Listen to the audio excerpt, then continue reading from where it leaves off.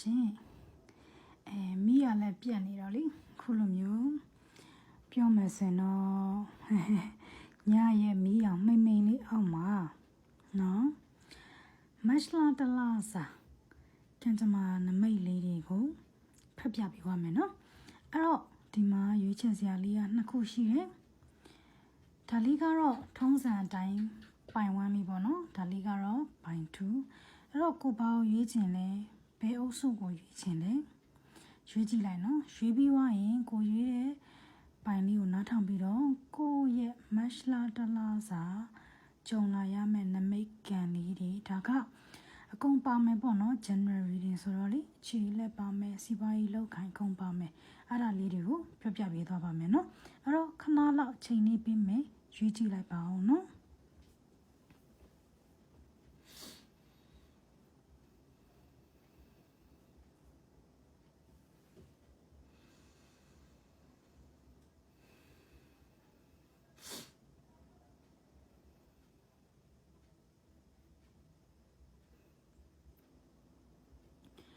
အားလုံးပဲရွေးပြီးသွားပြီလို့ထင်ပါတယ်အဲ့တော့အရင်ဆုံးပိုင်1လေးကိုအရင်ဆုံးကြည့်ကြရအောင်နော်ပိုင်1လေးတွေမင်္ဂလာပါရှင်ပိုင်1လေးတွေရဲ့ဒီမတ်လာတလားစာပေါ့နော် sorry ကန်တမာနမိတ်လေးတွေကဘာလေးတွေဖြစ်နေမလဲဘယ်လိုမျိုးလေးတွေပြောနေမလဲဆိုတာလေးကိုကြည့်ကြရအောင်နော်အဲ့တော့ပိုင်1လေးတွေရဲ့အတွက်ကန်တမာနမိတ်လေးတွေကိုဖြည့်ချပေးဖို့အတွက်တောင်းဆိုချင်ပါတယ်ရှင်ခုလိုဖြည့်ချပေးတဲ့အတွက်လည်းကျေးဇူးများကြီးတင်ပါတယ်ရှင်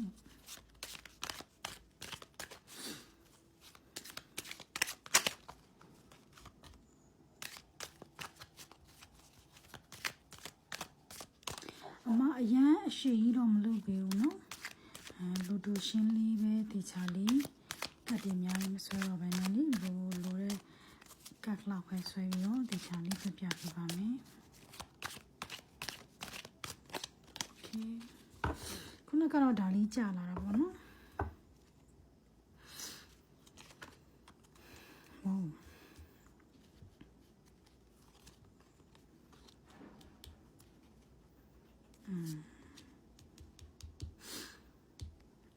ဒီထိတ်ဆုံးကတ်ကလေးကိုလည်းတစ်ချက်ကြည့်မယ်နော်အဲ့တော့ပိုင်1လေးတွေကဒီမှာဗာလေးတွေမြင်နေရလဲဆိုတော့ဒီပိုင်းလေးကိုရင်ဆုံးကြည့်မယ်နော်ဒါကတော့အမအနေနဲ့ပြောမယ်ဆိုရင်တော့အခြေပိုင်းလေးကိုပို့ပြီးတော့ခံစားလိုက်ရတဲ့ဒီကနမိတ်လေးတွေရလေ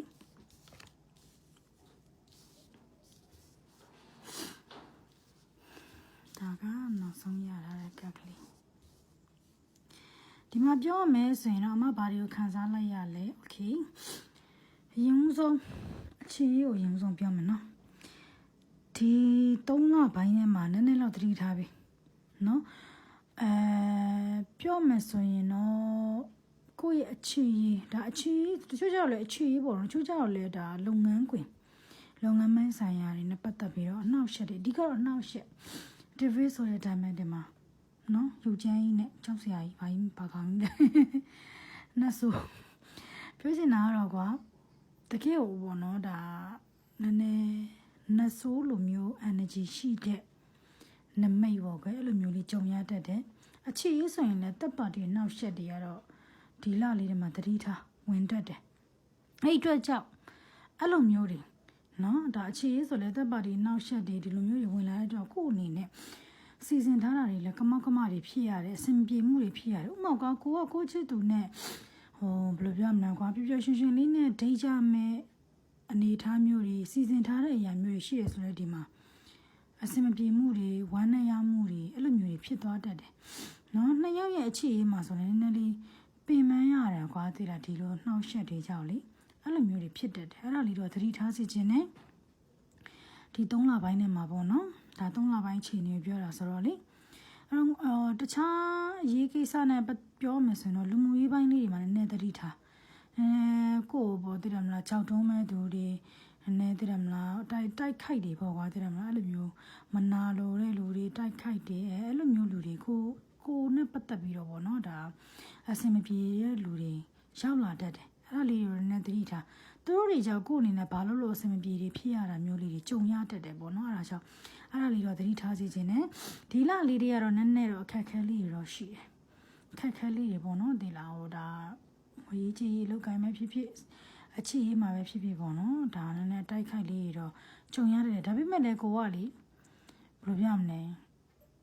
ကောင်းပါတယ်ဘယ်လိုကောင်းနေဆိုတာကွာဒီဟာတွေကိုကြော်ဖြတ်နိုင်နေဆိုတဲ့ energy မှာတော့ရှိနေတယ်ပေါ့နော်ဒီလိုမျိုးတွေပေါ့နော်ဒါကြုံရတယ်ကြုံရတာတွေကိုဒါပေါ့နော်ကိုကဘယ်လိုပြောမလဲကွာတေချာလေးတုံ့ပြန်နိုင်တယ်တေချာလေးတိုက်ခိုက်နိုင်ဒီကောင်မလေးလိုပေါ့နော်တေချာလေးတိုက်ခိုက်နိုင်နေဆိုရင်တော့ဥမာအခြေရေးဆိုလဲတပ်ပါတီနှောက်ရှက်ရှိတာကိုဒီတပ်ပါတီကိုပေါ့နော်ဒါရင်ဆိုင်ပြီးတော့ဟိုတည်ရမလားကိုယ့်ရဲ့ RS ကိုကာကွယ်နိုင်တယ်တကယ်ကာကွယ်နိုင်မဲ့အရေးချင်းမျိုးလည်းရှိပါတယ်လို့ energy မျိုးလည်းမြင်ရတယ်ဒီလိုသာကာကွယ်နိုင်မယ်ဆိုရင်တော့ကွာကိုကတကယ်ကိုပေါ့နော်ဒါဟိုဘယ်လိုပြောမလဲဟိုရှစ်ဆက်ပြီးတော့ပေါ့နော်ဒီအခြေအနေကောင်းလေးတွေပြန်ဖြစ်လာပြီးတော့ရှောင်းလန်းသွားနိုင်တယ်ပေါ့ကွယ်ကိုဖြစ်ချင်တဲ့လမ်းကိုပြောအလောက်ကန်ဆိုလဲကိုသွားချင်တဲ့နေရာကိုသွားချင်တဲ့ဟိုဘယ်လိုပြောမလဲလမ်းပေါ့နော်အဲ့လိုမျိုးတွေကိုဖြစ်ချင်တဲ့အရာတွေကိုကိုအနေနဲ့ထွေးပေါက်သွားနိုင်မယ်လှုပ်ဆောင်သွားနိုင်မယ်ဆိုတော့နမိတ်လေးမှာတော့ရှိတယ်ပေါ့နော်နမနည်းနည်းလေးတော့သတိထားကွာခါရကြရင်ပေါ့နော်ငါအောင်မြင်သွားပြီငါတွန်းလှန်နိုင်သွားပြီငါအဆင်ပြေသွားပြီဆိုတဲ့စိတ်နဲ့အပျော်ကြီးပျော်ပြီးတော့ကွာသိတယ်မလားဟိုသတိလက်လွတ်ပြုတ်မှုမိတာမျိုးတွေဖြစ်တတ်တယ်သဖူးကနေကြအဲ့ဒါမျိုးလေးတွေတော့နည်းသတိထားပေးပါဘယ်ရမဆိုသတိလေးနဲ့ပေါ့နော်ဆင်ကျင်ပြီးတော့သွားမယ်ဆိုရင်တော့ဒီလလေးထဲမှာပို့ပြီးတော့ကောင်းလိုက်မယ်တခုခုမှကွာအခြေရုပ်ပဲဥမာပေးလိုက်မယ်ပေါ့နော်အခြေရမှာဆိုလဲတပ်ပါကြီးနဲ့ပတ်သက်ပြီးတော့ကိုယ့်အနေနဲ့ဒါရင်ဆိုင်ရတဲ့အခါကျရင်ကွာသိတယ်မလားစိတ်လိုက်မှန်ပါတွေတတိလွတ်လွတ်တွေဖြစ်ပြီးတော့ပေါ့နော်အဲ့လိုမျိုးတွေပြောဆိုတာမျိုးတွေဆက်ဆံတာမျိုးတွေစသဖြင့်ဒီလိုမျိုးတွေမဖြစ်အောင်နည်းနည်းဂရုစိုက်ပြီးပေါ့နော်စင်ချင်းလေးပြောဆိုပေးမယ်ဒီဘယ်လိုပြောမလဲတုံ့ပြန်မယ်ရင်ဆိုင်မယ်ဆိုရင်တော့ပို့ပြီးတော့ပေါ့နော်အဆင်ပြေသွားမယ်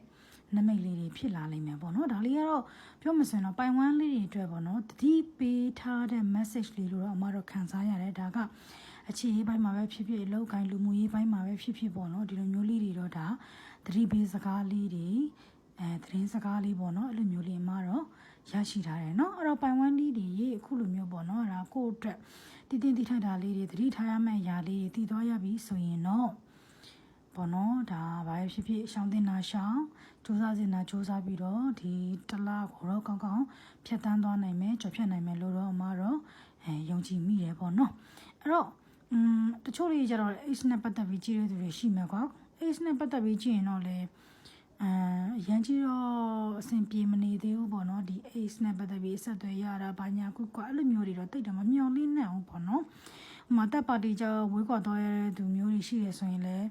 ဒီတပ်ပါတီနှောက်ရှက်ကြီးကရှိနေတော့မှကွာရှိနေတာဖြစ်တော့ရှိတာမှာ powerful ပြင်းနဲ့ဟိုရှိနေတာဖြစ်တော့ကြောင့်ဘာမှတော့တိတ်တော့မမျှော်လင့်နဲ့ပေါ့နော်လောလောဆယ်မှာတော့ okay ဒါကတော့ပိုင်ဝမ်းလေးပဲဖြစ်ပါတယ်ရှင်ပိုင်ဝမ်းလေးတွေသဘောကျနေတတ်တယ်ဆိုရင်တော့ like and share လေးတွေမှတ်လေးတွေနဲ့အားပေးပါအောင်နော်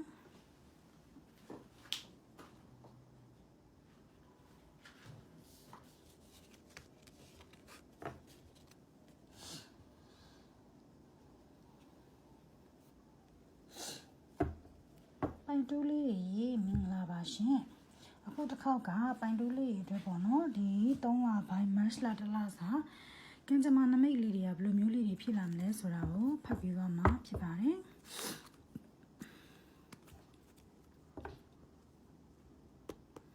မိမောင်လေးနဲ့ပေါ့နော်ဒီနေ့မှဘာလို့လဲမသိမိရလဲရင်းတော့ဆိုခဏလေးပဲပြန်လာအခုကျတော့အကြာကြီးပြန်ပြီးတော့လာတာတော်ကြာပါပြီအားကြောင့်အခုလိုမျိုးလေးပဲdim light လေးနဲ့ပေါ့နော်အဲ့တော့ပန်တူလေးအတွက် match လာတလားစာကံကြမ္မာနမိတ်လေးကဘယ်လိုမျိုးလေးဖြစ်မလဲကြည့်ရအောင်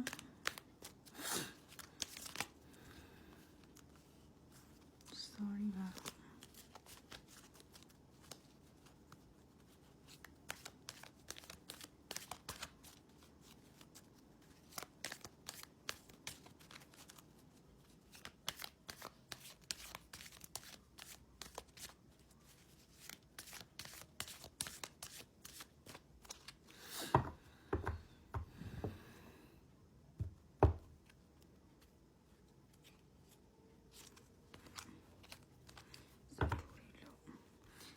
တက်ကိုစောက်ထိုးခိုင်းတာ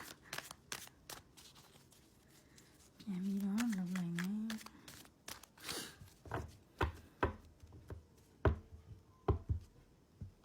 ရင်ဦးဆုံးဘေးစော့တဲ့တက်ကလေးကိုရင်ဦးဆုံးကြည့်မယ်နော် Three of Cups whoa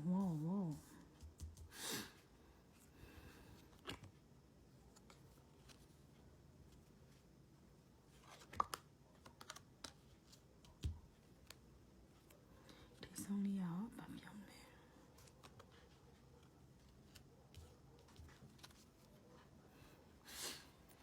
အဲ့တော့ပိုင်တူးလေးတွေအတွက်ဒီနမိတ်လေးတွေရထားတယ်ပေါ့နော်ပိုင်ဝမ်းမှာလည်းဒီ energy ကိုတွေ့ရတယ်နော်ဒီ V energy ပိုင်ဝမ်းထဲမှာလည်းပါတယ်အခုပိုင်တူးလေးတွေမှာလည်းပါတယ်ဆိုတော့ဒီလထဲမှာကတော့နည်းနည်းကံကြမ္မာနဲ့ပတ်သက်ပြီးတော့ပေါ့နော်နဲ့ကန်ညံ့ပိုင်းလေးကြုံရတတ်တယ်ကွယ်ဒါပိုင်1ကိုပိုင်2ကိုအဲ့လိုမျိုးလေးမြင်နေရတော့လေအဲ့တော့ဒီမှာအမကပြောမယ်ဆိုရင်တော့ယူးဆုံးဒါလုပ်ငန်းခွင်ပိုင်းနေလောက်ကင်ပိုင်းနေမှာဆိုရင်တော့နည်းနည်းတော့သတိထားပေးပေါ့နော်အဲ့လိုမျိုးဒီ V energy ဆိုတော့ကွာသိတယ်မလားနည်းနည်းဘယ်လိုပြောမလဲကိုယ်တိုက်ခိုက်တာတွေကိုမျိုးသိတယ်မလားခုံချောတာစသဖြင့်ပေါ့နော်အဲ့လိုမျိုးတချို့ကြောက်လဲဒီမှာဆိုရင်ဒီမှာကြိုးဆွဲထားတာကွာသိတယ်မလားကိုယ်အဲ့လိုမျိုးပေါ့နော်အထက်လူကြီးရဖြစ်ဖြစ်အဲ့လိုမျိုးပေါ့ကွာသိတယ်မလားကိုနည်းနည်းလေးကိုထပ်ပေါ့နော်အာနာပါဝါကြီးရဲ့သူကိုပေါ့နော်ဒီလာတယ်မှာနည်းနည်းလေးဖိနှိပ်တယ်ဆိုတော့ချုပ်ကင်နေတာပေါ့ကွာသိတယ်မလားအဲ့လိုမျိုးလေးတွေကြုံရတတ်တယ်အဲ့ဒါလေးတော့နည်းနည်းတော့ဘယ်လိုပြောရမလဲကွာတတိထားပေါ့နော်တက်နိုင်ဆုံးတော့ကိုလောက်ကင်ပိုင်းဒီမှာပဲဖြစ်ဖြစ်ပေါ့နော်အမှားတွေဘာတွေတိတ်မပေါအောင်လို့တတိလေးထားပြီးတော့တေချာလေးလှုပ်စီခြင်းနဲ့ဒီလိုမျိုးလေးတွေပေါ့နော်ပေါင်းတင်နေကတော့ဟိုဖြစ်ပါတယ်ကောင်းပါတယ်ကိုယ့်ရဲ့လုပ်ဖို့ကံဘက်တွေနေထားရတော့ကောင်းပါတယ်ဒါပေမဲ့ကောင်းတဲ့တဲမှာပေါ့နော်တချို့လေးတွေနည်းနည်းလေးအမျိုး DV energy ကြာရောက်တတ်တဲ့ပေါ့နော်လူမျိုးတွေလေရှိတတ်တယ်ကြုံရတတ်တယ်ပေါ့နော်အဲ့ဒါလေးတော့သတိထားစီခြင်းနဲ့နောက်တစ်ချက်ကတော့အမအခြေကြီးကိုဘယ်လိုခံစားလိုက်ရလဲဆိုရင်ကွာတချို့လေးတွေအဲ့လိုမျိုးအနှောက်ယှက်တယ်တိလားနောက်ရှက်ဆိုတာတပ်ပါတီဆိုတာနောက်လူလည်းဖြစ်နိုင်တယ်တခြားသောအကြောင်းအရာတွေကြောင့်လည်းဖြစ်နိုင်တယ်ပေါ့နော်ဒီမှာလည်းပဲ3 energy မြင်ရတဲ့အခါကျတော့လည်းမျိုးဒါတပ်ပါတီကတော့ပါလာလိမ့်မယ်ဒီနှစ်ဒီ sorry ဒီနှစ်မဟုတ်ဒီလထဲမှာနောက်ရှက်လေးတော့ဝင်တက်တယ်အဲ့လိုမျိုးတွေပေါ့နော်ဖြစ်လာတဲ့အခါကျရင်ကိုယ့်အနေနဲ့ကွာဒီမှာ Trump ဘယ်လိုပြောမလဲတချို့ RS လေးတွေဆိုရင်ပေါ့နော်အရင်တော့ကလည်းဒီလိုမျိုးတွေကြုံခဲ့ရဘူးလေအခုလည်းပြန်ကြုံလာတဲ့အခါကျတော့ကွာကိုအတိတ်က trauma တွေကပြန်ပြီးတော့ပေါ်လာပြီးတော့သိတယ်မလားကိုစိတ်တွေကိုလေဘယ်လိုပြောရမလဲနည်းနည်းလေးအစင်မပြေဖြစ်အောင်လို့ပေါ့နော်ပင်မရတာတွေဖြစ်အောင်ပြန်လုပ်တတ်တယ်ပေါ့ဘာလို့လဲ recovery ကာလလည်းဖြစ်တဲ့ခါကျတော့အဲ့ဒါလေးတွေတော့သတိထားစေချင်တယ်ဒီလိုမျိုးတွေကြုံလာရတဲ့အခါကျရင်ကိုကဘာလုပ်ရမလဲဆိုရင်ကိုတိကျသိဖို့လိုရတယ်။ကိုက relationship ထဲမှာဆိုရင်ဒီသက်ပါတီကိုပေါ့နော်ရင်ဆိုင်ဖို့ကိုမကြောက်နဲ့ရဲဝံ့ပြတ်သားနဲ့ရင်ဆိုင်သွားဖို့လိုအပ်တယ်။ဒီလိုရင်ဆိုင်စရာကြုံလာခဲ့တယ်ဆိုရင်ရင်ဆိုင်ပြကြောက်နေကြမလို့ကွာ။သိလား။တချို့အရာတွေကကြတော့လေအရန်ကိုပင်မလုံးနဲ့ toxic relationship တွေရှိနေတတ်တယ်။ဒီလိုမျိုး toxic relationship တွေရှိနေတယ်ဆိုရင်လေဒီလထဲမှာပေါ့နော်အဖြေတစ်ခုကိုရသွားလိမ့်မယ်သိတယ်မလားကိုလည်းကိုပုံမှန်လည်းမကောင်းဘူးတခြားမှာလည်း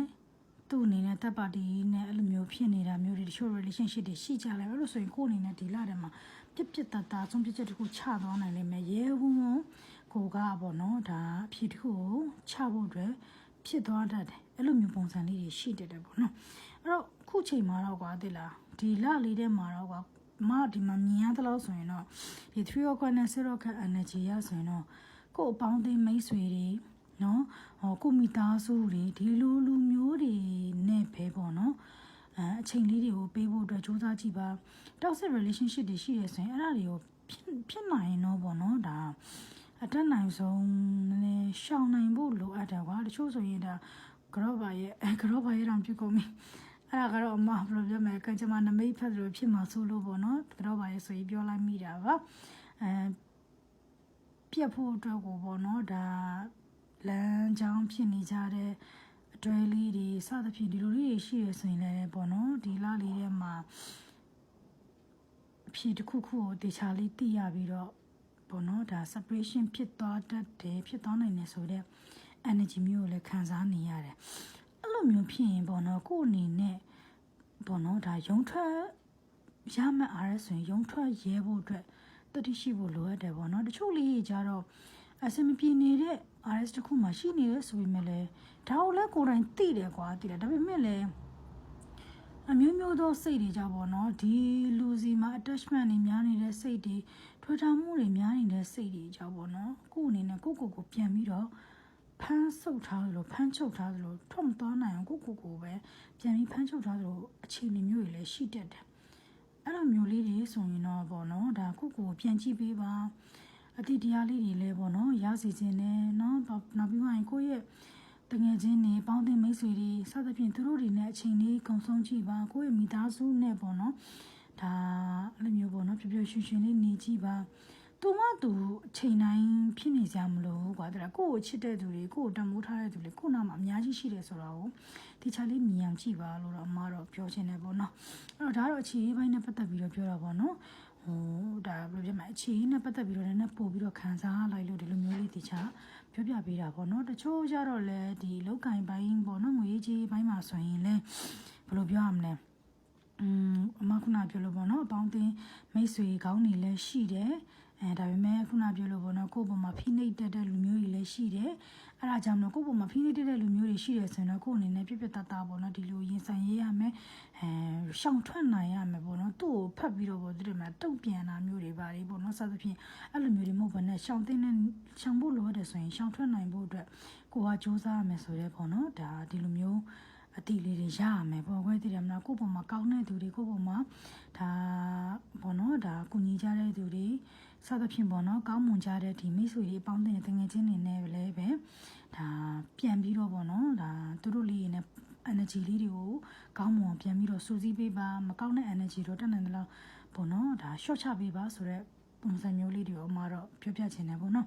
အဲ့တော့ဒါလေးကတော့ပိုင်တူးလေးပေါ့နော်ပိုင်တူးလေးနဲ့ပတ်သက်ပြီးတော့ဒီ3လပိုင်းအတွင်းမှာကြုံလာရနိုင်ခြေရှိတဲ့ခက်ချင်မနမိတ်လေးတွေပေါ့နော်အဲ့တော့ RS လေးတွေလည်းသတိထားမှဖြစ်လို့ H လေးနဲ့ပတ်သက်ပြီးကြည့်မယ်ဆိုရင်လည်းပေါ့နော် H လေးတွေကလည်းအဆင်ပြေမှာမဟုတ်ဘူးပြန်ပြီးဆက်သွဲမှာတော့ဘာလို့ညာလို့အဲ့လိုမျိုးတွေလည်းမရှိသေးဘူးကွာဘာလို့လဲဆိုတော့ဒီမှာဒီ energy ကနည်းနည်းလေး powerful ဖြစ်လွန်အားကြီးတော့လေတပ်ပါတီနဲ့ပတ်သက်ပြီးတော့ဘောနော် separation ဖြစ်သွားတဲ့လူတွေဆိုရင်လည်းတပ်ပါတီရဲ့ power ကတော်တော်ကြီးနေသေးတယ်ဘောနော်ဒါကိုယ့်ရဲ့ age နဲ့ပတ်သက်ပြီးတော့အကြောင်းအရင်ကြီးတော့မျှော်လင့်လို့မရသေးဘူးဒီလာထဲမှာတော့ဘာမှလည်းမျှော်လင့်မနေနဲ့ကိုပဲအာရုံစိုက်ပြီးတော့ queue စိုက်ပါလို့ကိုပဲအရင်ဦးဆုံးပေါ့နော်ဒါ queue တစ်စိုက်နဲ့ချစ်ပေးပါလို့ပဲထပ်ပြီးတော့ပြောချင်တယ်နော်အဲ့တော့ပိုင်တူးလေးတွေဒီ reading လေးကိုသဘောကျရဲဆိုရင်တော့ like and share လေးနဲ့အားပေးပြီးတော့ comment လေးလည်းမှန်ပေးကြပါနော်အခုလိုမျိုးနောက်ထောင်ပေးတဲ့အတွက်လည်းကျေးဇူးများကြီးတင်ပါတယ်နောက် reading လေးတွေမှာပြန်ပြီးတော့တွေ့ကြမယ်နော် see you again bye bye ma